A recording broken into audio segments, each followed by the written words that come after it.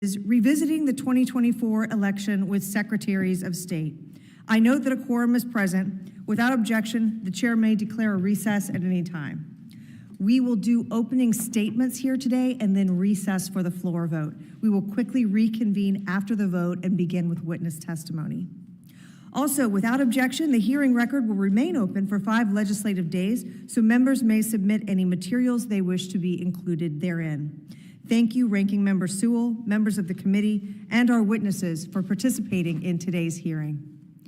Recent elections have produced record high turnout, and in turn, those elections become the most challenging for elections officials to administrate and process.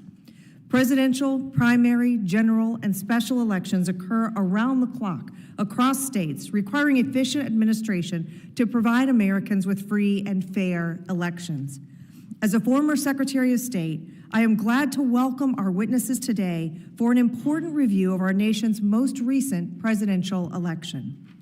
Voters across America went to the polls in record high numbers in 2024 to exercise one of their most fundamental rights. According to our Constitution, the states are responsible for prescribing the times, places, and manner of holding elections for senators and representatives. The role of Congress in elections is to provide oversight and to support states in those efforts. The purpose of our hearing today is to revisit the 2024 election and hear from Secretaries of State who conducted their state's elections this past November. Specifically, we will be looking at what went well and what lessons we can learn from each of the secretaries in administering free and fair elections, and how we can continue to protect and promote voter confidence. I thank all of our witnesses for coming before the committee today to share your knowledge and expertise on this matter. During the 2024 election cycle, over 155 million Americans cast their ballots in races for the White House, the Senate, the House of Representatives, governors' mansions, state legislatures, state Supreme Courts, and more. Even with record high turnout, many states were able to report their results on election night for the presidency. However, some states were significantly delayed in calling races for the Senate and the House of Representatives for days, and in some cases, weeks. Something I was very proud of as Florida's former chief elections official was how quickly our state was able to call elections with confidence in our results. Undoubtedly, states with laws on the books for pre-processing of mail-in ballots regularly enforced deadlines for receipt on election day and consistent post-election audits of voter rolls are in the best position to administer their elections without undue delay and to report results on election night, which helps instill voter confidence. Many states across the country, including most of the states the secretaries here today represent, have taken initiative in enhancing their election security laws. When Americans feel their vote will count, they are more inclined to take the time to cast a ballot. Americans must know that their vote will not be misplaced, damaged, or otherwise interfered with, but instead it will be counted in a timely manner. Americans must also know that non-citizens' votes will not cancel out a legal vote. Strengthening our voting laws increases voter confidence and leads to higher turnout in our elections. This most recent election was proof of that. In Alabama, Louisiana, Idaho, and Ohio, successful election integrity measures have been implemented. Each of these states are evidence of how enhancing election integrity and security can help to manage high voter turnout, voter access, and the rapid process of ballots to certify results on election night. While states are the primary authority on how elections are conducted, it is our role here in Congress to assist in any way that we can. One way we will be able to help provide resources to states is by passing the Safeguard American Voter Eligibility, or the SAVE Act. This bill would bring critical reform to the National Voter Registration Act that would help prevent non-citizens from being added to voter rolls. It would also provide states with free access to the DHS SAVE program and the Social Security Death Database, which will help states remove non-citizens or deceased persons who should not be on their voter rolls. In doing so, the SAVE Act would codify many of the measures included in President Trump's recent executive order to strengthen election integrity and security. Running a successful and uneventful election is no easy task. I am looking forward to learning from each of you about how you successfully ran elections in each of your states in 2024 and how Congress can assist in future elections. Thank you for being here today, and I look forward to our conversation. With that, I yield to Ranking Member Sewell for an opening statement. Good afternoon, everyone. As a ranking member of the Election Subcommittee and as a representative of Alabama's Civil Rights District, there is nothing more important to me than ensuring that every American can cast their ballot. It was in my hometown of Selma, Alabama, 60 years ago, where John Lewis and hundreds of foot soldiers were bludgeoned on the Edmund Pettus Bridge for the equal right of all Americans to vote. However, for the past decade, extremists have fought to undo the hard-won progress that the foot soldiers sought to achieve. Just last year, lawmakers in 40 states introduced 317 bills to eradicate new barriers to the ballot box. Since his defeat in the 2020 election, Donald Trump and his Republican allies have pushed the big lie of a stolen election. They have even tried to convince the American people of the lie that non-citizens are voting in large numbers and are threatening our elections. And now they are using the lie as an excuse to pass new laws like the SAVE Act that would make it harder for millions of Americans to vote. Moreover, Donald Trump just signed an executive order that would not only give him unilateral authority to regulate federal elections, but it would open the floodgates for mass voter purges and give Elon Musk unfettered access to sensitive voter files.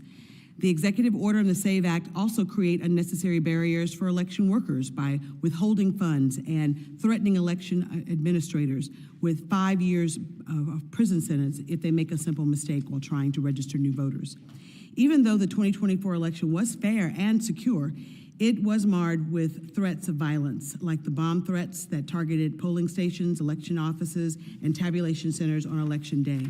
However, today's hearing should present a great learning opportunity because states like Connecticut are leading the charge to expand access to the ballot box.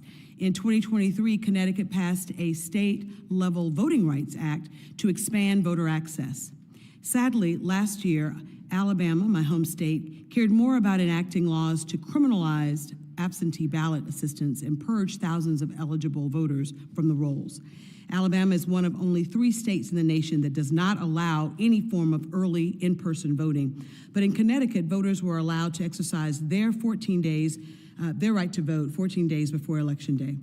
Before Election Day in Alabama, the courts had to prevent Alabama from unfairly and unlawfully removing thousands of eligible voters from the roll because they were wrongfully flagged as non-citizen in direct violation of the National Voter Registration Act. Voters in Alabama and every other state should not have fewer options to vote. What they deserve is to learn on Election Day that their names were actually on the rolls rightfully, not wrongfully, and purged unnecessarily. As we examine the 2024 election, what we should be addressing are issues such as chronic underfunding of our elections, the safety and security of our election workers, polling stations and voters, and expanding access to the ballot box for every eligible American. We should be honoring the legacy by passing legislation like the John Roberts Voting Rights Advancement Act, the Freedom to Vote Act, and the Native American Voting Rights Act.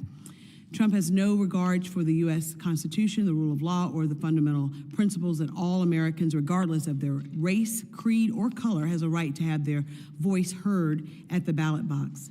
The American people's right to vote is sacred, as John Lewis said, and I would never stop fighting to protect the cornerstone of our democracy.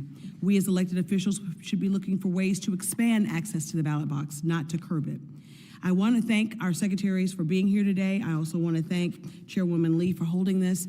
I look forward to hearing from all of you, and I would like to welcome my Secretary of State, Wes Allen. Thank you. With that, I yield to Ranking Member of the Full Committee, Representative Morelli, for an opening statement. Good afternoon. Thank you, Chairwoman Lee, for gathering the subcommittee, and thanks for giving me a few moments. And certainly thank you to the various Secretaries of State for being here today. As we gather this afternoon to revisit the 2024 election, it's important to state up front that the 2024 election was fair and secure, that Donald Trump was elected president. You see, unlike many on the other side of the aisle, Democrats can and will acknowledge that fact. Even when we don't personally like or agree with the outcome of an election, we honor the democratic process and accept the results. In examining the last election and looking for ways to improve our country's election administration, we must address the rampant spread of myths and disinformation and falsehoods that continue to be spread about our electoral system. We must protect election workers who face continued threats and harassment. We must address the rise of artificial intelligence, generative AI, and continued foreign influence campaigns that seek to affect and influence our elections. We must fully fund our elections. Federal elections are on the ballot in every state every 2 years, and yet Congress has continued and consistently failed to sufficiently fund those election efforts at the state and local level.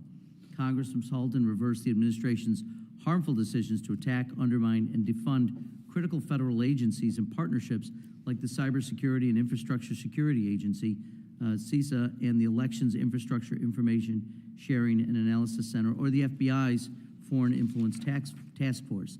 These actions to cripple and undermine these agencies do not strengthen our elections. In fact, they make us less secure. We need to fix our broken special interest big money campaign finance system.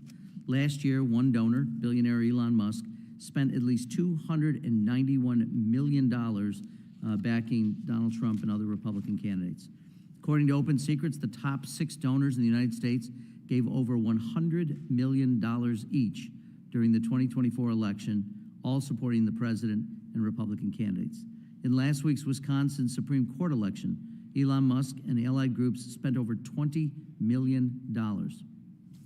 We also need fair maps. Look at North Carolina, where Republicans gerrymandered their way into the House majority by drawing 3 Democratic members out of their seats. The president's recent executive order on election integrity is a further assault on our democracy. The order is unlawful and unnecessary, attempting to impose documentary proof of citizenship requirements to register to vote by executive fiat, circumventing the United States Congress and our constitutional authority. It undermines the independence of the U.S. Election Assistance Commission and injects chaos and uncertainty into our voting system certification process. New York's Attorney General and a coalition of 18 other attorneys general are suing to stop President Trump's unconstitutional attempts to seize control of our elections. Voters and party committees have also sued to stop the White House from doing that. Alongside all of this is the so-called SAVE Act, a measure that my colleagues on the other side claim is necessary to prevent non-citizens from voting in U.S. elections. It's not. Non-citizens registering to vote is already a crime. Non-citizens voting is a crime and leads to immediate deportation. It rarely happens, and when it does, non-citizens are held accountable, as they should be. The SAVE Act and the President's order are 2 sides of the same coin. Now, with the economic pain of the President's chaotic tariffs just being felt, members of the majority are planning to charge millions of Americans potentially billions of dollars just to register to vote for the 150 million Americans who don't have passports. Last week, I testified before the Rules Committee that the SAVE Act and the executive order would disenfranchise women, rural voters, military voters, overseas voters, Native American voters, seniors, students, survivors of domestic abuse, and survivors of natural disasters, millions of Americans. There is, however, real work Congress can do to improve our elections. Election officials take on essential, often thankless tasks in running elections. They face increased threats and too little and inconsistent funding from Congress. That could stop. As ranking member of this committee and a member of the Appropriations Committee, I'll continue to push for additional funding and consistent elections funding. We can work to combat mis and disinformation, to meet the challenges posed by AI, and to improve access to the ballot for every single American. Providing both support and accurate information will allow election workers to administer secure, accessible elections and give Americans the confidence in elections that they need. I was honored to join Ranking Member Sewell in her hometown of Selma for the 60th anniversary of Bloody Sunday just last month. We must honor the legacy and continue moving forward in the fight for voting rights, not backwards. So I'm anxious to hear from each of the secretaries today. Thank you for your work, for the work your staffs do, and all the election workers in your respective states to carry out these important elections. With that, Madam Chair, thank you for the opportunity, and I yield back. Without objection, all other members' opening statements will be made part of the hearing record if they are submitted to the committee clerk by 5 p.m. today. At this time, votes for members have been called. We will take a brief recess to go vote and then return as quickly as possible to the hearing room to hear the opening statements and testimony from our witnesses. At this time, this committee stands in a temporary recess.